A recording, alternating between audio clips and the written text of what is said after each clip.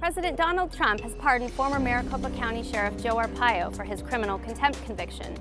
Essentially, Arpaio is off the hook after a long-running racial profiling suit in which he was convicted of disobeying a court order to stop enforcing immigration law. We'll talk about that later. The pardon, of course, elicited fiery responses from both his supporters and his opponents. In other words, Arpaio's pardon is as polarizing as he is.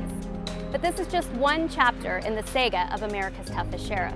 Let's take a quick look back at some of the things that made him one of the most, if not the most, controversial figures in American policing. This is AZ Central Rewind. Joe Arpaio was elected sheriff of Maricopa County in 1993.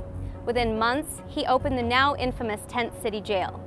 It initially helped relieve overcrowding at other Maricopa County jails, and Arpaio said it would save taxpayers money over those traditional brick-and-mortar jails. It was actually a money pit.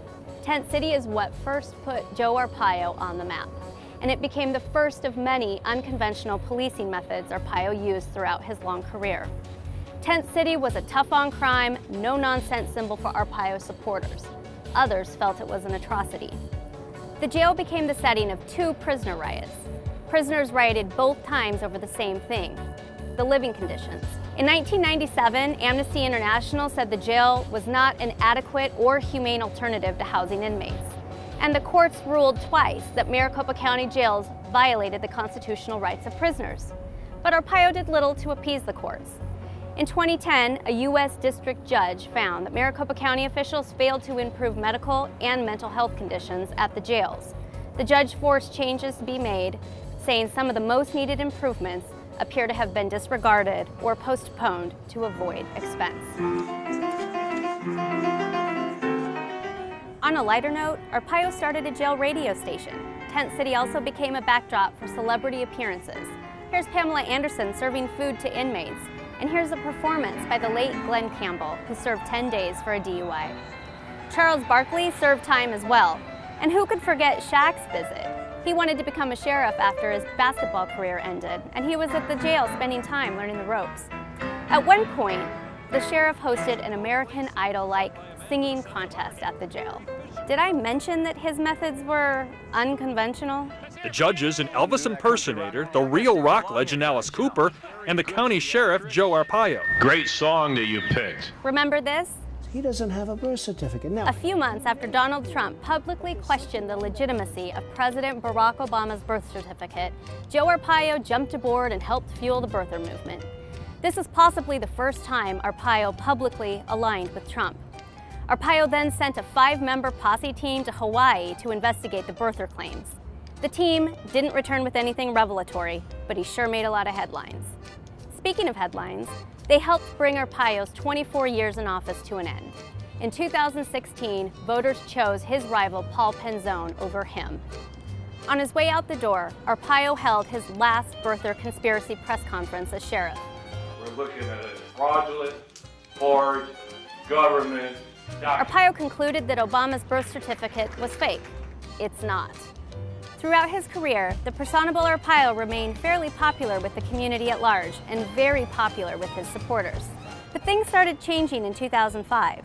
That year, Arizona began passing laws targeting illegal immigrants. Since then, nearly all the laws have been thrown out by federal courts as unconstitutional or preempted by federal law. But at the time, Arpaio continued his tough-on-crime approach to policing and illegal immigration.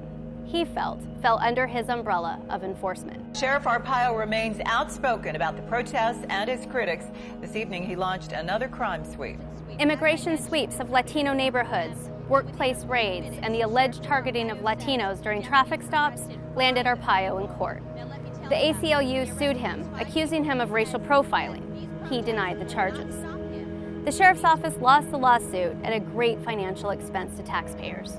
Arpaio was ordered to stop enforcing federal immigration law. He didn't. Well, we're not going to stop this operation. So, a federal judge found him in civil contempt of court. That finding became the criminal contempt of court charge prosecuted by the Justice Department. Here's a quick look at some of the other controversies Sheriff Joe Arpaio stirred.